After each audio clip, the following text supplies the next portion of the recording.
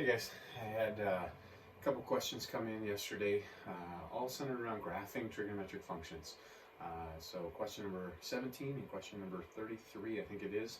And so let's take a look at it together. This first one asks us to graph y equals 3/4 sine 2x minus pi. So let's take us back, a couple months ago, and when we were working on graphing trigonometric functions. I encouraged you when you were graphing these to ask yourself a bunch of questions. So keeping in mind, trigonometric functions are all in the form a, in this case, sine bx plus c plus d, and all four of those variables, a, b, c, and d, have some contribution to what the shape of this sine curve is going to look like. Okay, so one of the things I always wanted you to consider was amplitude. Amplitude is the A, so we have an amplitude of 3/4. Okay, so our amplitude is 3/4, and if again you remember what's amplitude? Amplitude was that distance from the center of the graph, or the axis of oscillation, up to the max or down to the min of it. Okay, so that's what the amplitude is, or half the distance between max and min. Let's talk period.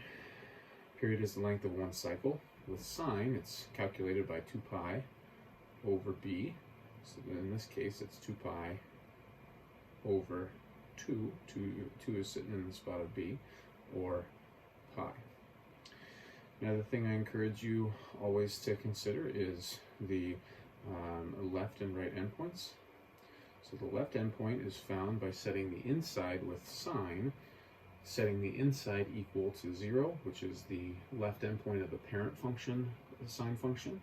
And so that's why we do that. So we're going to set inside 2x minus pi equal to 0.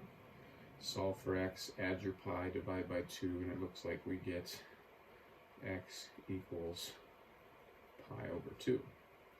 Right endpoint, we should know right now by putting these two things together, the left endpoint and the period. Our period is pi and our left endpoint is pi over 2, then that means a pi after this, we should end up with a 3 pi over 2 for a right endpoint. But let's just check. The way of calculating the right endpoint is to set the inside of your sine function equal to pi. Okay?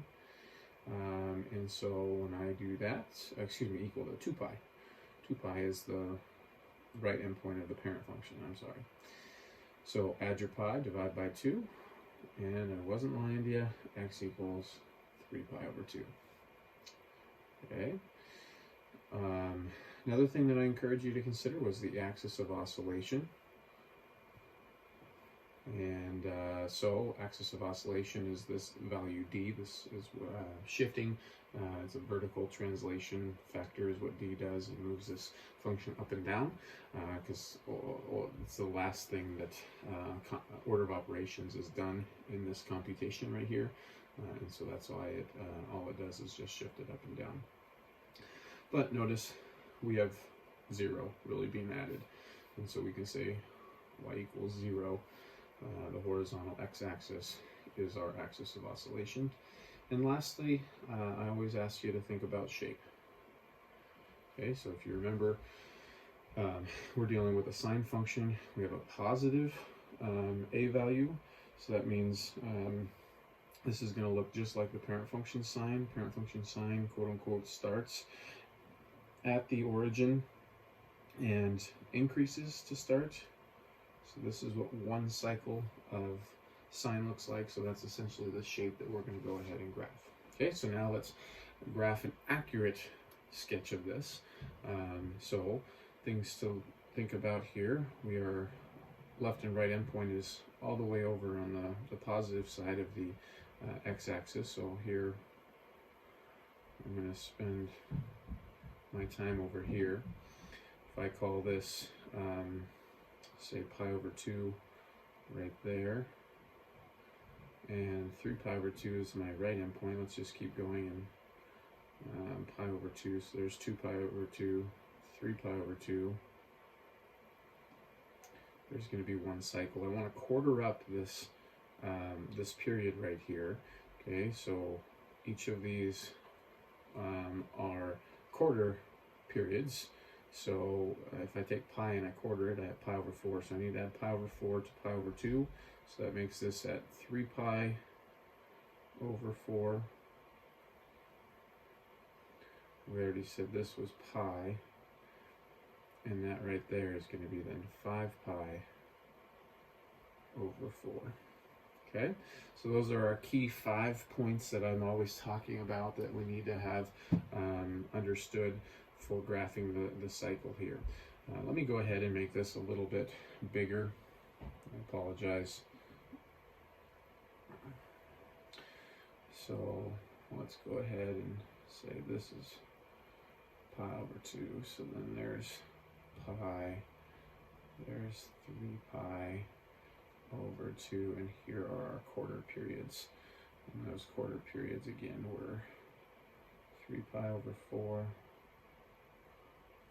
5 pi over 4. Okay. Now I think the problem did ask us to graph two periods, so I could again say, no, this is 7 pi over 4, and this is now 2 pi. This is 9 pi over 4, and this is 10 pi over 4, or 5 pi over 2, 5 pi over 2, and that would allow me to have 2 cycles. Okay, so then else I can, my axis of oscillation is it's oscillating about this. I've got an amplitude of 3/4, if I call this 3/4, and this down here, negative 3/4. All right, here we go. So the shape of sine starts at the axis of oscillation, so it starts here. It finishes a full period later, the same spot. Its half period is at the same spot. The first quarter reaches the max. The second, or third quarter, I guess, third quarter period reaches the min. So there's going to be, when I complete that with a smooth curve, a complete cycle. Now I'm just going to finish in the second cycle here.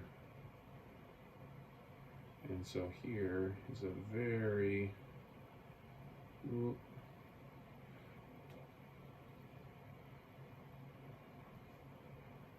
there's a pretty decent graph of this 3/4 sine of 2x minus pi function. Okay, so great question. Hopefully this started to jog that memory bank of how I encouraged you to always graph these. You take a little bit of the time at the front end. It allows it to be a lot easier to go ahead and sketch the graph on the back end. Let's take a look at another one. This one, number 33, being a reciprocal trig function. So we have secant that we're asked to graph here, secant of x over 2. Again, the trick on remembering how to graph the reciprocal functions is graph as a, I think we called it like a starter function, or starter graph. Graph its reciprocal, graph cosine of x over 2, because secant's very much related to cosine. Okay, so in graphing cosine of x over 2, we're going to do those exact same things. Okay, so we want to think about, let's start with the amplitude. Amplitude, which again here, amplitude is kind of in quotes because secant itself doesn't necessarily have an amplitude, but the starter graph does. So amplitude of this is what I want you to think about. It's just 1, right? This is that a value that sits out front. One would sit out there by multiplication. Then let's think about period. Okay, again, period is with cosine and thus with secant is still calculated as 2 pi over b.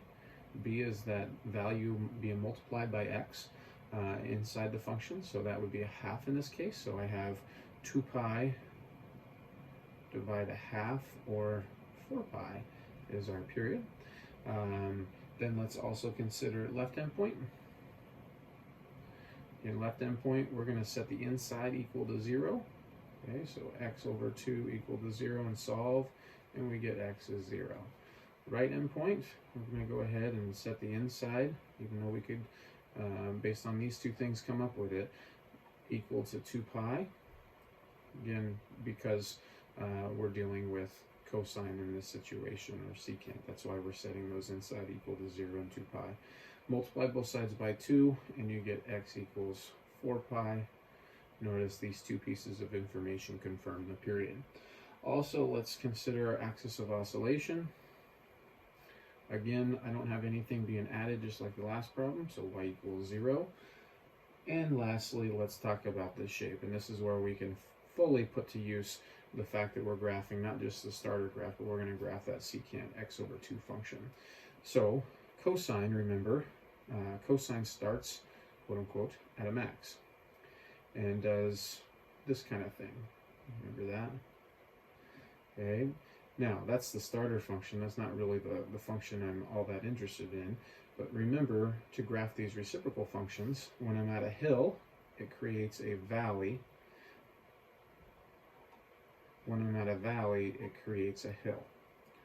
Okay, so this up here and down here, those are our portions of the actual graph of secant.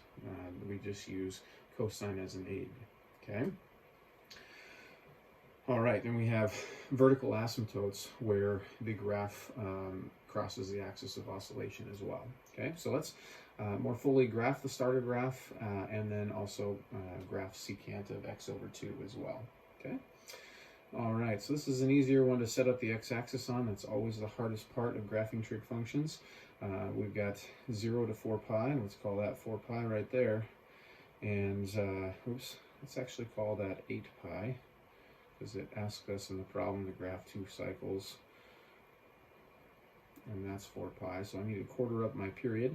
So there's half, and now quarters.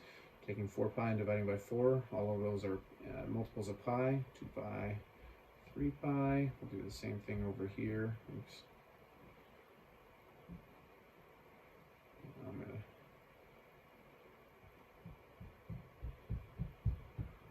call that 8 pi now.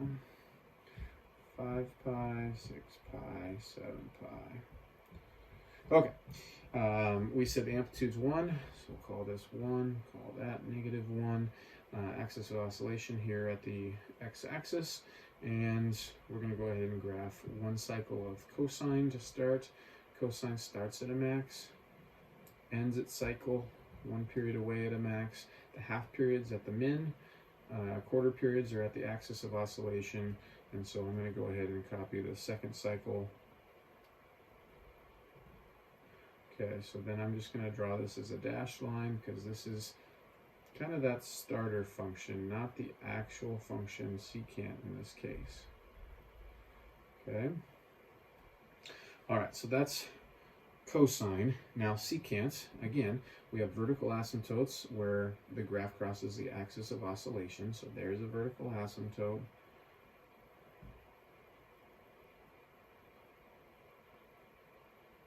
Okay, and then at our hills, we have valleys. At our valleys, we have hills.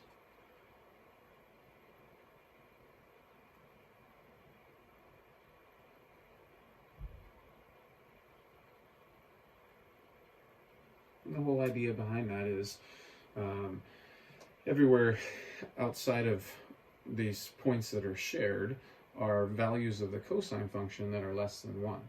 And if I take 1 divided by something less than 1, that causes it to blow up. And so the closer and closer that cosine itself gets to 0, 1 divided by, 0.00001 is really, really, really, really, really big, for example there. Okay, so there is a very accurate sketch of secant of x over 2. Again, thanks for sending in the question. I'm happy to help. Hopefully that did help. If you have any further questions, please don't hesitate to continue to reach out.